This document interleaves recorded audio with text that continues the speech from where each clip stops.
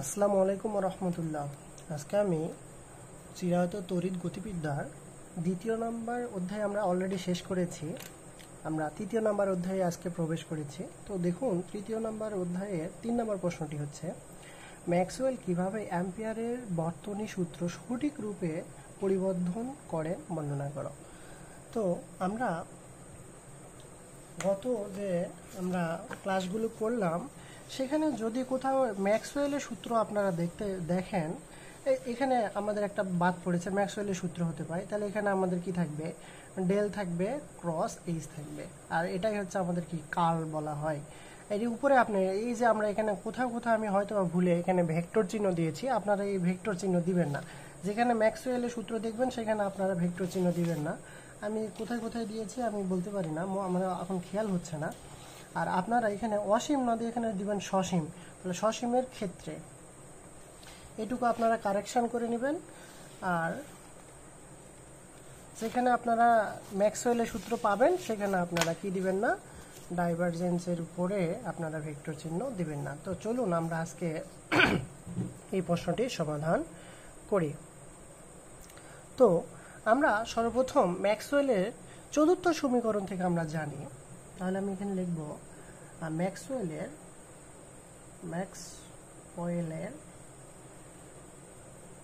চতুর্থ সূত্র হতে জানি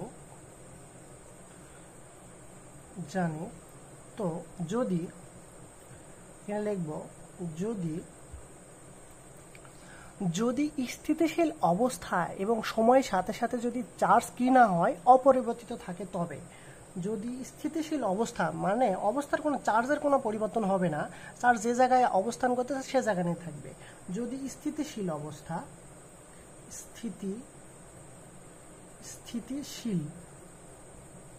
অবস্থা এবং চার্জ যদি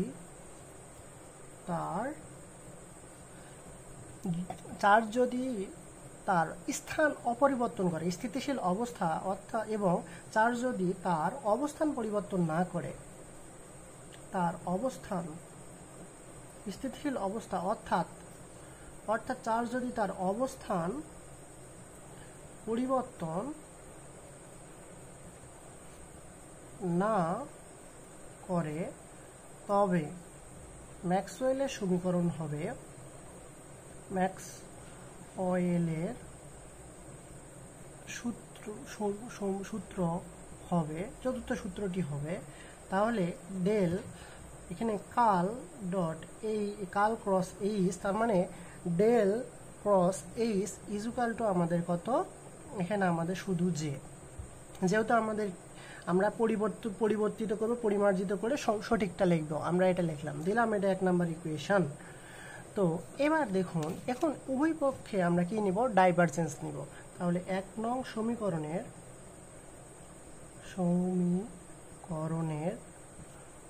উভয় পক্ষে কি নেব, আমরা ডাইভারজেন্স নেব। তাহলে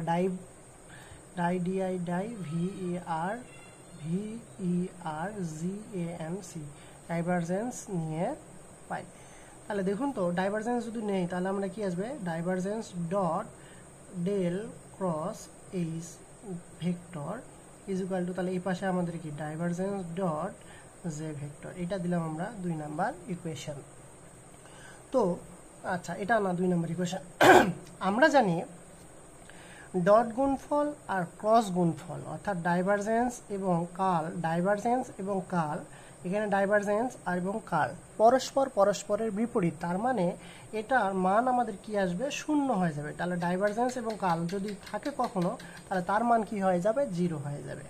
তার মানে ডেল এখানে থাকবে কি, ডেল ডট জে ভেক্টর, এটা আমরা দিলাম 2 নাম্বার ইকুয়েশন। আবার অবিচ্ছিন্নতার সত্য মতে আমরা জানি অবিচ্ছিন্নতার সূত্র মতে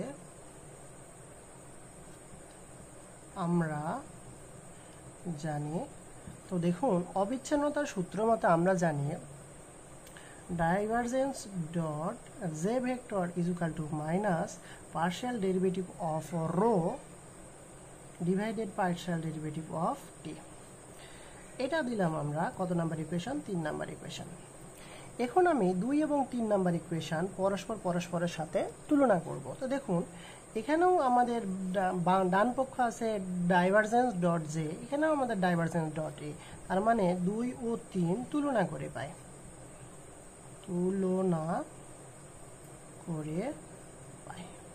তাহলে দেখুন তো 2 আর 3 যদি আমি তুলনা করি তাহলে আমাদের কি এই পক্ষ সমান, তার মানে কি এটা আর এটা সমান হবে, তার মানে কি minus partial derivative of rho partial derivative of T is equal to আমাদের কি আসবে 0। আমি এই মাইনাসটা উপরে পার করে দিলাম, তাহলে partial derivative of rho partial derivative of T is equal to আমাদের কত আসবে? 0। আশা করা যায় আপনারা এইটুকু বুঝতে পেরেছেন। তো এটা দিলাম আমি 4 নম্বর ইকুয়েশন।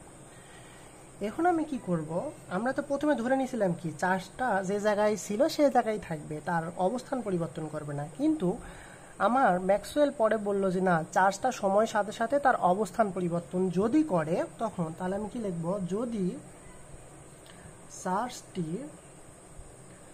চার্জটি তার অবস্থান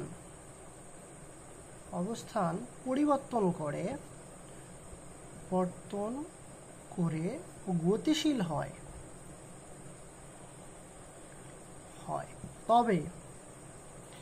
তবে 1 নম্বর সমীকরণের পরিমার্জিত রূপ হবে, তবে 1 নং সমীকরণের সাথে মনে করলাম জে প্রাইম যোগ করতে হবে, তাহলে 1 নং সমীকরণটি দ্বারাই টি হবে। তাহলে দেখুন তো কি হবে, তাহলে 1 নম্বর সমীকরণ, তাহলে divergence cross H vector is equal to আমাদের আগে ছিল জে প্রাইম, তার সাথে নতুন করে আমাদের কি আবার যোগ হলো জে প্রাইম ভেক্টর বা জে ভেক্টর আমাদের যোগ হলো। তো জে প্রাইমটা আমাদের যোগ হলো, তো এই যে জে প্রাইম নতুন যোগ হলো, এই জে প্রাইমের মানটা আমরা কি করব, বের করব। তাহলে এটা দিলাম আমি কত নাম্বার ইকুয়েশন? এটা দিলাম আমি 5 নাম্বার ইকুয়েশন। তো এবার কি করব, এই 5 নাম্বার ইকুয়েশনের উভয় পক্ষকে আমি কি নিব, উভয় পাশে আমি ডাইভারজেন্স নিব। তাহলে আমি আবার 5 নং সমীকরণের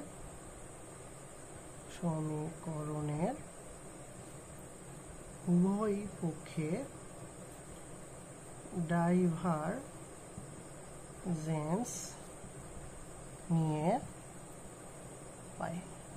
না, এই কলম দিয়ে লিখতে অনেক কষ্ট হচ্ছে। তাহলে দেখুন, তাহলে আমাদের কি লিখতে পারবো এখানে, তাহলে ডাইভারজেন্স ডট, এখানে ডট ডাইভারজেন্স কাল ইজ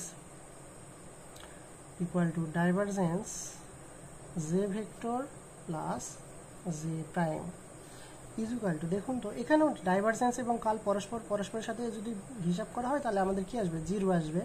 তাহলে এখানে আমি ডাইভারজেন্সটা ভিতরে গুণ করে দিলাম, তাহলে divergence J vector plus divergence J prime vector, তার মানে আমি ডাইভারজেন্স এটা আমি যদি এই পাশে পার করে দিই তাহলে minus del J vector is equal to divergence J prime vector, তার মানে অতএব আমাদের আসলো divergence dot J prime vector equal to minus divergence dot J vector.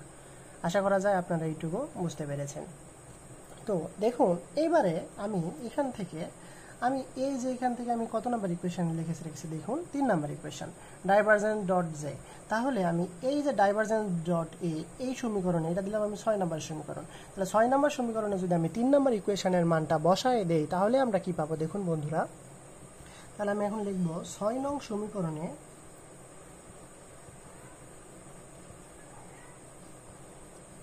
তিন নং সমীকরণের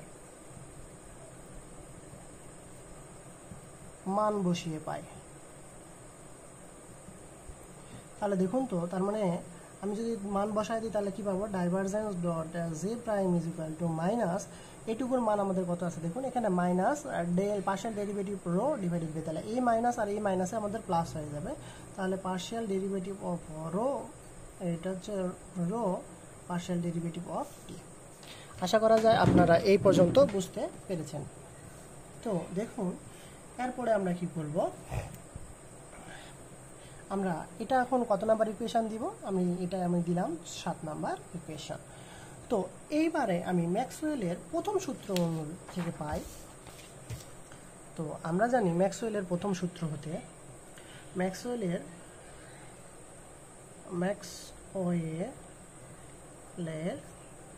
প্রথম সূত্র হতে পাই। তাহলে প্রথম সূত্রটা কি ছিল বলুন তো বন্ধুরা, divergence dot D vector equal to আমাদের কি ছিল, রো, তাই না? তাহলে এই রোর মানটা যদি আমি 7 নম্বরে বসায় দিই, তার মানে এখানে কি করব, রো এর মান কত নাম্বার ইকুয়েশনে বসাই দেব, 7 নাম্বার ইকুয়েশনে। আশা করা যায় আপনারা বুঝতে পারতেছেন। তাহলে রো এর মান 7 নং সমীকরণে বসিয়ে পাই,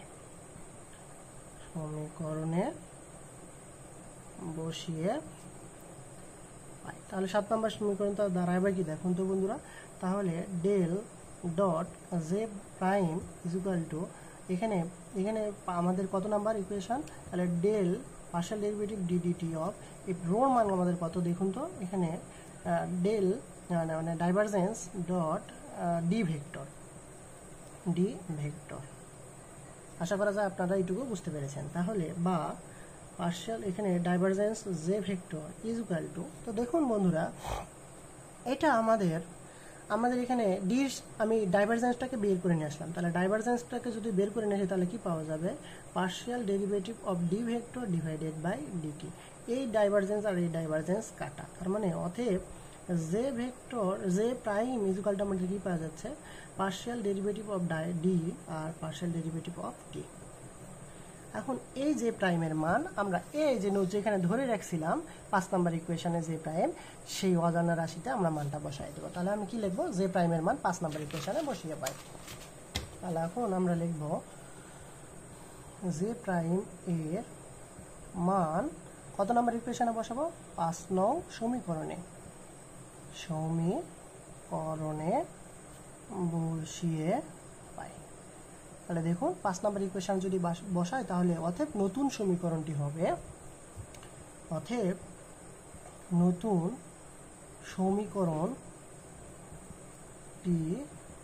হবে, তার মানে divergence cross H vector is equal to J vector plus J প্রাইমের মান আমাদের কি আসলো, partial derivative of D vector partial derivative of T. এটি আমাদের ভেক্টর চলে আসলো, যেটা ম্যাক্সওয়েলের চতুর্থ সমীকরণের নতুন রূপ। তো এরপর আমরা কি লিখব, যে একটু বাংলা লিখতে হবে। ম্যাক্সওয়েলের তার সমীকরণের এই যে এখানে যে প্রাইমের মানটা যে আমরা বসাইলাম, এই যে সরণ, এটাকে আমরা কি বলছি, আমরা সরণ প্রবাহ আখ্যা দেন। তাহলে আমরা এটা লিখব না, এখানে কি বলা হয়, সরণ প্রবাহ। তাহলে এখানে লিখব J prime partial derivative of D vector DT কে সরণ প্রবাহ বলা হয়। আর D DT divided by DT partial derivative of D divided by DT রাশিটিকে সরণ প্রবাহ ঘনত্ব নামেও পরিচিত বলা হয়। তাহলে এটি প্রবাহ ঘনত্বর মতোই। তার মানে অতএব আমি লিখতে পারবো কি, যে প্রাইম পথটি তড়িৎ ও চৌম্বক ক্ষেত্রকে একীভূত করতে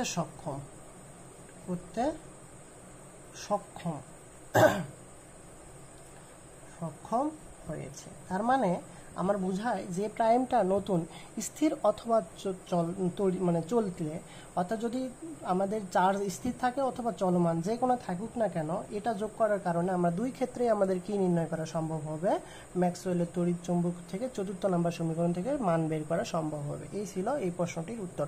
যদি কেউ কোথাও কোনো জায়গায় না বুঝে থাকেন আমাকে কমেন্টে জানাবেন, আমি ইনশাল্লাহ চেষ্টা করব। আর ভিডিওগুলো যদি ভালো লেগে থাকে, অনেক কষ্ট করে আমি আপনাদের জন্য ভিডিও বানাই, যদি ভিডিওগুলো আপনাদের ভালো লেগে থাকে তাহলে আমার এই চ্যানেলটি সাবস্ক্রাইব করতে ভুলবেন না।